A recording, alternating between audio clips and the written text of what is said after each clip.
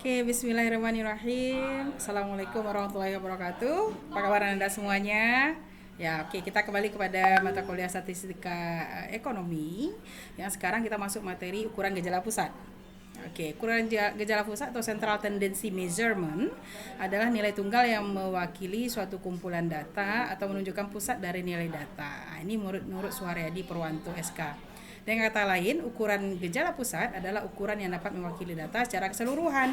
Sekarang kita masuk apa aja ukurannya? Nah, itu ada major mean ya, di rata-rata mayor dan juga rata-rata minor. Nah, termasuk ke dalam rata-rata mayor itu adalah rata-rata hitung, disebut juga dengan arithmetic mean, dan menghitung median serta modus.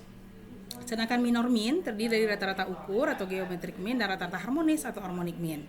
Oke, kita lanjut ya. Nanti ini materi yang untuk penjelasan lebih lanjutnya kita bagikan saja di WhatsApp group ya, karena kita terdiri dari dua jurusan ya, akuntansi dan manajemen. Oke, yang mayor min. Sekarang kita masuk saja ke perhitungannya ya, untuk menghitung rata-rata hitung. Kita masuk dulu ke mayor min, yaitu rata-rata hitung. Nah, perlu dibedakan di sini ya, rata-rata hitung untuk sampel dan populasi. Nah, kalau untuk sampel dan populasi ini kita dibedakan dengan simbol ya. Untuk rata-rata hitung populasi itu lambangnya mu yang ini. Kemudian kalau untuk rata-rata hitung sampel itu X bar atau X bar seperti ini. Yang mana nilai rata-rata hitung itu adalah sigma X per N. Sama juga ya, X bar itu sama dengan sigma X per N, dimana X itu adalah data itu sendiri ya, jumlah data kita ya, karena ini dia ada sigma, N itu adalah banyak data kita. Nah, lihat juga simbolnya, kalau untuk populasi N-nya itu atau banyak data itu adalah N besar, kalau untuk sampel itu adalah N kecil. Nah ya, oke, lanjut. Ini kita pakai kalau data kita tidak berkelompok. Nah, kemarin di ukuran distribusi frekuensi atau pas kita materi distribusi frekuensi ya, itu data kita itu ya, kita mulai dari data mentah. Nah, itu ya datanya belum terkelompok. Nah, itu ya disebut dengan raw data. Nah, raw data ini formulanya. Kalau kita sudah dikelompokkan, kita susun dalam distribusi, berarti dia memiliki frekuensi. Maka untuk menghitung rata-rata hitungnya adalah ini, mu sama dengan sigma Fi kali Xi bagi dengan N. Nah, N besar kalau untuk populasi, N kecil untuk sampel. Nah, berarti jumlahnya kita rasiokan. Nah, kita dapat nilai rata-rata hitung. Nah, jadi ingat ya, itu aja perbedaan utamanya. Kalau kita sudah di data berkelompok, berarti dia dilengkapi dengan frekuensi. Next, ada median. Nah, median sini adalah itu data yang terletak di tengah setelah data itu di-array atau data itu diurutkan. Ya. Untuk data yang tidak berkelompok, nilai letak median itu adalah ini setengah N tambah 1. Ya, jadi ME ini juga ada yang buat simbolnya MD, boleh ya. Selama itu di stand for-nya itu adalah untuk median. Nah, yang mana nilai median itu adalah data yang ke setengah N tambah 1 tadi. Ya, jadi untuk mencari letaknya itu bukanlah nilai berapa mediannya ya, tapi itu baru menentukan letaknya. Ini untuk data tidak berkelompok. Nah, bagaimana kalau data kita berkelompok? Nah, kalau data kita berkelompok ya, berarti kita punya frekuensi, kita harus mencari dulu letak mediannya dengan rumus setengah N. Ya, setengah dari N. Tadi itu setengah dari data itu. Nah, ini kita cari dulu frekuensi kumulatif kurang darinya. Ya, frekuensi kumulatifnya, baru kita cari letak mediannya. Nah, baru kita hitung nilainya. Nilai median itu dengan rumus ME sama dengan L. ME itu batas bawah ya, batas bawah kelas median ditambah dengan M per 2 dikurang dengan frekuensi ya, dibagi dengan frekuensi kelas median dikali dengan CI.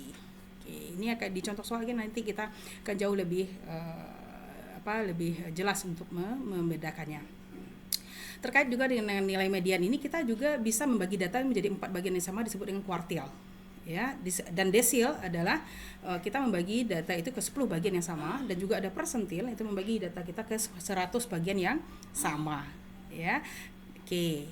Nah, untuk rumusannya, karena kuartil kalau kita membagi 4 data menjadi bagian yang sama, berarti kita ada batas-batas untuk batas-batas itu disebut kuartil. Nah, berarti kuartil kita ada 1 sampai 3.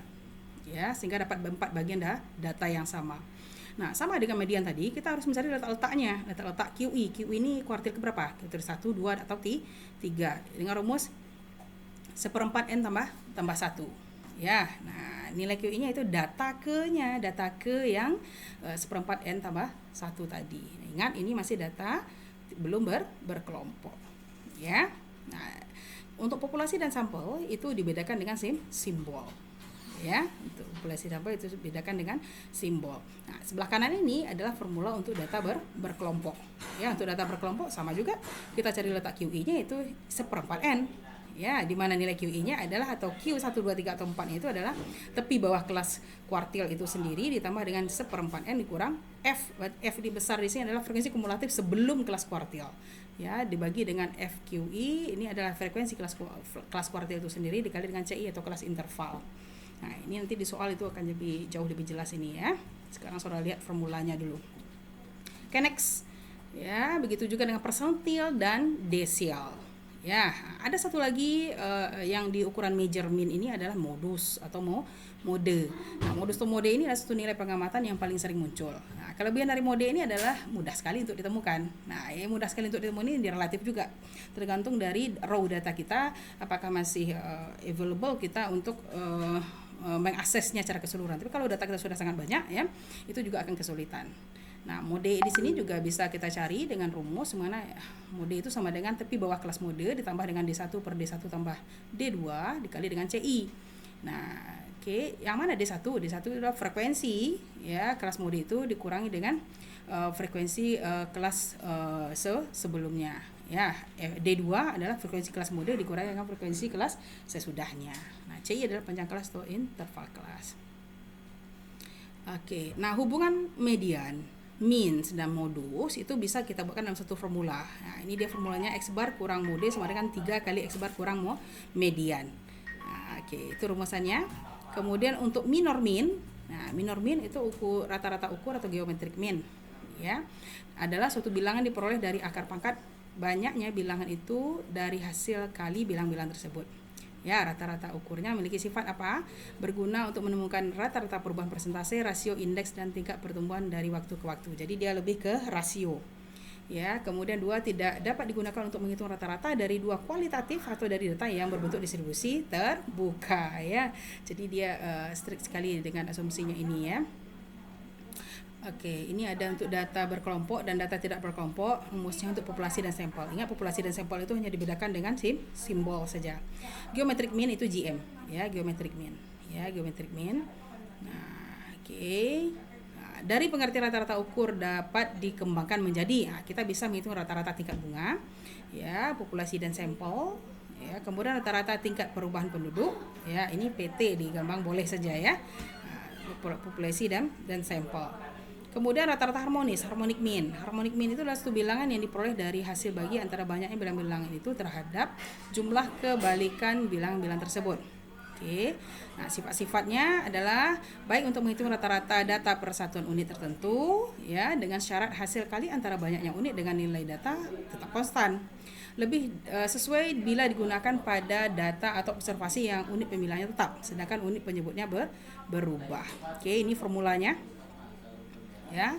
Nah, ini ada contoh soalnya. Oke, kita punya contoh soal. Yang pertama, ini di puskesmas sedang melakukan menimbang berat badan bayi ya. Nah, yang datang untuk melakukan penimbangan adalah 10 bayi. Nah, dan berat badannya secara berturut adalah ini, 5,7, 6,2, 6,4, 7, 5,7 sampai 5,9.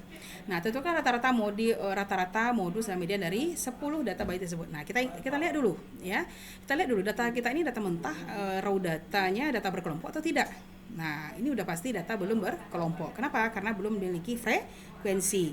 Jadi main point ya, poin utama untuk membedakan data itu berkelompok tidak berkelompok adalah dilengkapinya dengan frekuensi. Oke, ini yang kita ketahui. Ini ada N ya, banyak data kita. Ya, banyak data kita ini dia. Nah, ini langsung di array ya, diurut boleh. Yang kita tanya adalah X bar, median dan modus. Nah, kita mulai dulu X bar. X bar adalah apa tadi? Sigma X per N. Sigma X berarti jumlahkan data. Kita jumlahkan semuanya ya. Data kita yang 10 tadi ada 5,1 kilo, 5,7 kilo sampai ke 7,1 kilo ya. Dibagi dengan banyak data. Berapa banyak data kita tadi? 10. Nah, rasio ini mendapat 6,27 ya. Oke. Nah, yang kedua itu median. Median letaknya data yang di tengah. Setelah apa? Setelah data itu diurutkan. Nah, ini berlaku asumsi yang ketat ini ya. Kalau untuk data belum berkelompok, kita harus mengerai data kita dulu.